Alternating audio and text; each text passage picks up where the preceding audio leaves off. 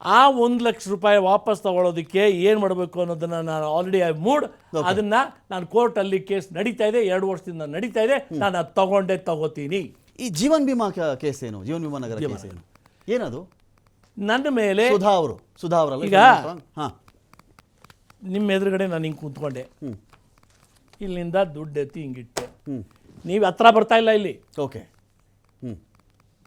ಹತ್ರ ಬಂದಿಲ್ಲ, okay, but ನನಗೆ ವಿಜುವಲ್ ಸಿಕ್ಬಿಡ್ತು, ಆ ವಿಜುವಲಲ್ಲಿ ಏನು ಕಾಣಿಸ್ತದೆ, ಇಲ್ಲಿ ದುಡ್ಡಿಟ್ಟಿದ್ದಾರೆ, ನಾನು ಅಲ್ಲಿದ್ದೀನಿ. ಎಲ್ಲಾದರೂ ನಾನು ಹತ್ರ ಹೋಗಿರೋದು ನೋಡಿದ್ದೀರಾ? ವಿಜುವಲು ಓಕೆ ನೋಡಿದ್ದೀರಾ? ನನ್ನ ಕ್ಯಾಮ್ರಾ ಅಲ್ಲಿರೋದು ನೀವು ನೋಡಿಲ್ಲಲ್ಲ. ನಾನು ಎಲ್ಲಿ ನಿಂತಿದ್ದೋ ಅದ್ರ ಹಿಂದೆ ಒಂದು ಕ್ಯಾಮ್ರಾ ಇತ್ತು, ಅದ್ರದ್ದು ವಿಜುವಲ್ ನಾನು ಪೊಲೀಸಿಗೆ ಕೊಟ್ಟಿದ್ದೀನಿ. ಓಕೆ, ಅದ್ರಲ್ಲಿ ನಾನು ಎಲ್ಲೂ ಹತ್ರ ಹೋಗಲ್ಲ, ಅವರೇ ಎತ್ಕೊಂಡು ಹೋಗ್ತಾರೆ. ಅಲ್ರಿ ದುಡ್ಡು ತಂದವ್ರು ಯಾಕ್ರಿ ಎತ್ಕೊಂಡೋದ್ರಿ ವಾಪಸ್ಸು? ಓಕೆ, ನಾನು ದುಡ್ಡು ತಗೊಂಡಿಲ್ಲ, ನೀನು ದುಡ್ಡು ತಂದು ಇಟ್ಟೆ, ನಾನು ತಗೊಂಡಾಗ ಅಂತ ಹೇಳಿದ್ದೀನಿ. ಅದಾದಮೇಲೆ ನಾನು extractions okay, if I was an extractions ಯಾಕೆ ತಗೊಂಡಿಲ್ಲ? ಆ ರೂಮು ಅದು ಇನ್ಫ್ಯಾಕ್ಟ್ ಅದು ನೋಡ್ಬೇಕು ನೀವು ವಿಡಿಯೋ, ಅದನ್ನ I am going to show it in the court. Okay, ಅದಕ್ಕೆ ನಾನು ಹೇಳಿದ್ದು, ನಾನು ಅದನ್ನು 482 ಹೋಗಿ ಸ್ಕ್ವಾಶ್ ಮಾಡೋ ನೆಸೆಸಿಟಿ ಇಲ್ಲ, because I know it is a false and fabricated issue. ಹಿಂಗೆ ಮುಂದೆ ನಿಮ್ಮ ಎದುರಲ್ಲಿ ಇದ್ದರೆ ವಿಜುವಲ್ ನೋಡ್ತಾರ್ರಿ ಜನ, ನೋಡೋರ್ಗೆ ಏನು ಕಾಣಿಸ್ತದೆ? ಓಕೆ, ದುಡ್ಡು ಸ್ಕ್ವೇರು ದುಡ್ಡು ಅಲ್ಲಿ ನಿಂತಿದ್ದ. ಈಗ ನಿಮ್ಮ ಮಾತು ಕೇಳಬೇಕಾ, ನಿಮ್ಮ ಮೇಲೆ ಹಾಕಿರೋ ಚಾರ್ಜ್ ಶೀಟ್ ಕೇಳಬೇಕಾ, ಕೋರ್ಟಲ್ಲಿ ಬರೋ ತೀರ್ಪು ಕೇಳಬೇಕಾ? ಚಾರ್ಜ್ ಶೀಟ್ ನೀವು ನಾನು ಏನು ಕೇಳಬೇಕು ಹೇಳಿದ್ರಲ್ಲ, ಕಾಮನ್ ಮ್ಯಾನ್ ನಾನು ಯಾರು ಎಲ್ಲರೂ ಹೇಳ್ತಾರೆ ಹಿಂದೆ ಒಂದು ಕ್ಯಾಮ್ರಾ ಇಟ್ಟಿದ್ದೆ, 5 ಕ್ಯಾಮ್ರಾ ಇಟ್ಟಿದ್ದೆ, ದುಡ್ಡು ಮುಟ್ಟೆ ಇಲ್ಲ, ಅದ್ರಲ್ಲಿ ಪೌಡರ್ ಏನು ಹಾಕಿಟ್ಟಿರಲಿಲ್ಲ ಅವರು, ನನಗೆ ಗೊತ್ತಿಲ್ಲ, ಅದು ಕೇಳ್ತಾರೆ. ನೀವು ಈಗ ನೀವು KS ಆಫೀಸರು, ಓಕೆ ಕರೆಕ್ಟ್, ನಿಮ್ಮ ತಂದೆ ಪೊಲೀಸ್ ಆಗಿದ್ರು, ಕನಿಷ್ಠ ಜ್ಞಾನ ಬೇಡವೇನ್ರಿ? ನಿಜವಾಗ್ಲೂ ಅದು ಸತ್ಯಾಂಶ ಇದ್ದಿದ್ರೆ ಓಕೆ, ನೀವು ಹೇಳ್ದಾಗೆಲ್ಲ ಸುಳ್ಳು ಕಂಪ್ಲೇಂಟ್ ಲಾಡ್ಜ್ ಮಾಡಿ, ಈಗ ಹಾಕಿರೋದಲ್ಲ, ಇದು ಮುಂಚಿತವಾಗಿ ಒಂದು ಕೇಸ್ ಆಗಿತ್ತು, ಆ ಕೇಸ್ ಹಾಕಿ ಅದು ಸುಳ್ಳು ಅಂತ ಪ್ರೂವ್ ಮಾಡಿ ಡಿಸ್ಮಿಸ್ ಮಾಡಿದ್ರು.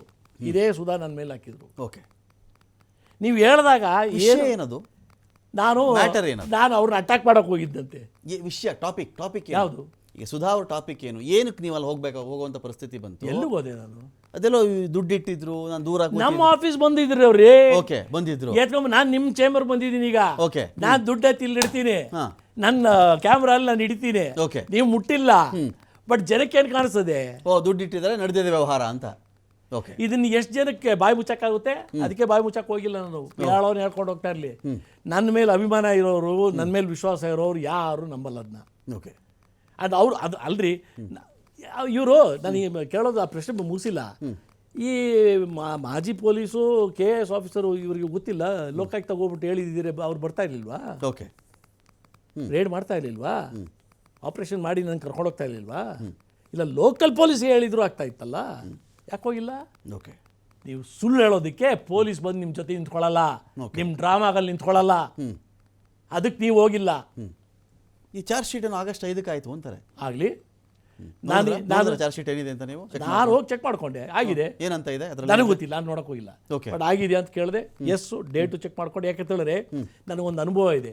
ಈ ನೈಸ್ ಕೇಸು ನಾನು ಹಾಕಿದಾಗ ಆವತ್ತಿನ ದಿನದಲ್ಲಿ ನನ್ನ ಮೇಲೆ ಯಾವುದು ಕೇಸ್ ಇರಲಿಲ್ಲ, ಒಂದು ಕ್ಲೋಸ್ ಆಗಿತ್ತು. ಓಕೆ, 2021 ಮ್ಯಾಟ್ರ್ ಅದು ಕ್ಲೋಸ್ ಆಗಿತ್ತು.